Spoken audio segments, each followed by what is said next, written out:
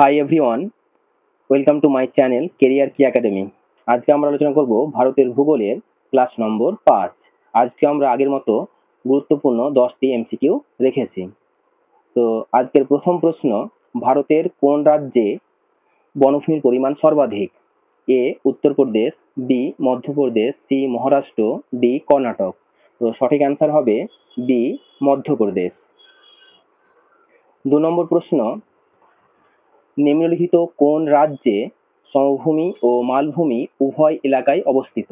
এ Uttar Pradesh, B Uttarakhand, C Rajasthan, D Himachal Pradesh. সঠিক answer হবে এ উত্তরপ্রদেশ।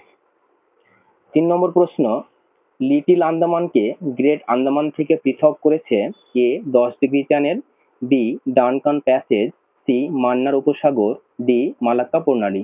সঠিক অ্যান্সার হবে ডানকান প্যাসেজ।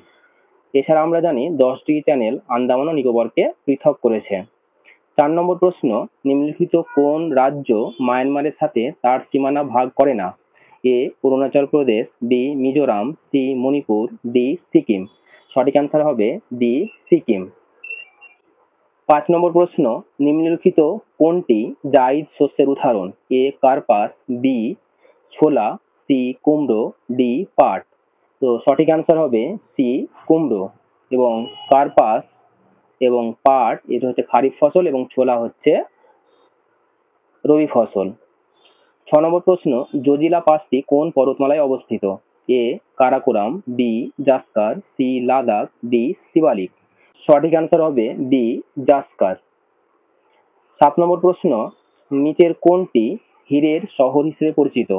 এ সুরাট, বি মুম্বাই, সি পান্না, ডি জয়পুর। সঠিক অ্যান্সার হবে এ সুরাট। 8 নম্বর প্রশ্ন, শ্রীশৈলেম জলবিদ্যুৎ কেন্দ্রটি কোন নদীর উপর নির্মিত? A Kaveri, B Godavari, C Krishna, D Mahanadi. সঠিক অ্যান্সার হবে সি কৃষ্ণা। এবং এই শ্রীশৈলেম জলবিদ্যুৎ কেন্দ্রটি অন্ধ্রপ্রদেশ রাজ্যে অবস্থিত। 9 নম্বর প্রশ্ন, কোন প্রবেশদ্বার দিয়ে শতদ্রু নদীটি ভারতে প্রবেশ করেছে?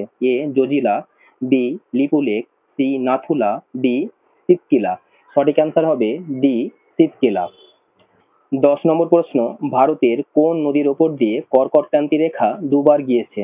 এ সুবর্ণরেখা নদী, বি মাহি নদী, সি নর্মদা নদী, ডি লুনি নদী। সঠিক অ্যান্সার হবে বি মাহি নদী।